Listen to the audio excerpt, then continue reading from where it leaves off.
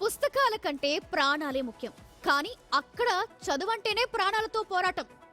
కూలిపోతుందేమోనన్ని భయంతో పాఠాలు వింటున్న ఓ ప్రభుత్వ పాఠశాల విద్యార్థుల దుస్థితి ఇదే. శిథిలాల నీడలో బంగారు భవిష్యత్తు. అక్షరాల గుడికి అగ్ని పరీక్ష. కలల బడికి కష్టాల గోడలు.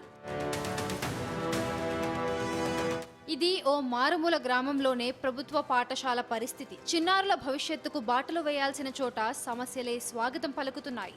ఖమ్మం జిల్లా తిరుమలాయపాలెం మండలం ఎర్రగడ్డ గ్రామ పంచాయతీ పరిధిలోని గోపాలపురం ప్రభుత్వ ప్రాథమిక పాఠశాల శిథిలావస్థకు చేరుకుంది. 2000 సంవత్సరంలో నిర్మించిన ఈ భవనం ప్రస్తుతం ప్రమాదకరంగా మారింది. గోడల్లో పగుళ్లు, స్లాబ్ పెచ్చులు ఊడిపడుతున్న పరిస్థితి. ఏ క్షణంలో ఏం జరుగుతుందోనన్న భయంతో ఉపాధ్యాయులు, విద్యార్థులు వణికిపోతున్నారు.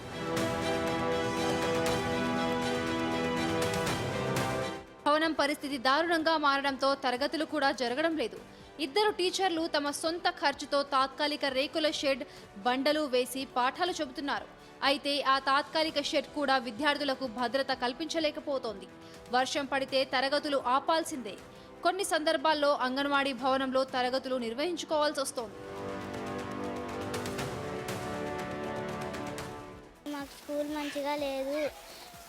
మాకు స్కూల్ లేక మా టీచరు మాకు రేకుల షెడ్ వేయించి బండలు వేయించారు. మాకు బాత్రూమ్స్ కూడా మంచిగా లేవు. మాకు ప్లే థింగ్స్ కూడా లేవు. మాకు స్కూల్ బిల్డింగ్ మంచిగా లేదు. మాకు బాత్రూమ్స్ కానీ మంచిగా లేవు. మా టీచర్ మా కోసం షెడ్ వేయించారు. మాకు లోపలికి తేర్లు వస్తున్నాయి, పాములు వస్తున్నాయి. ప్లేటింగ్స్ కానీ మంచిగా లేవు. పక్కా భవనం లేకపోవడంతో తల్లిదండ్రులు తమ పిల్లలను ప్రైవేట్ పాఠశాలలకు పంపుతున్నారని గ్రామస్తులు చెబుతున్నారు. కొత్త స్కూల్ బిల్డింగ్ నిర్మించి అన్ని సౌకర్యాలు కల్పించాలని చాలాసార్లు అధికారులకు మంత్రి పొంగులేటి శ్రీనివాసరెడ్డికి వినతులు ఇచ్చినా ఫలితం లేకపోయింది. ఇంకా మా పిల్లలు ఇంకో 5 years ఇక్కడే చదువుతారు సార్. మాకు కనీసం 2 rooms అన్నా ప్రొవైడ్ చేయాలని ప్రభుత్వాన్ని కోరుకుంటున్నాను సార్. పిల్లలు చాలా ఇబ్బంది పడుతున్నారు.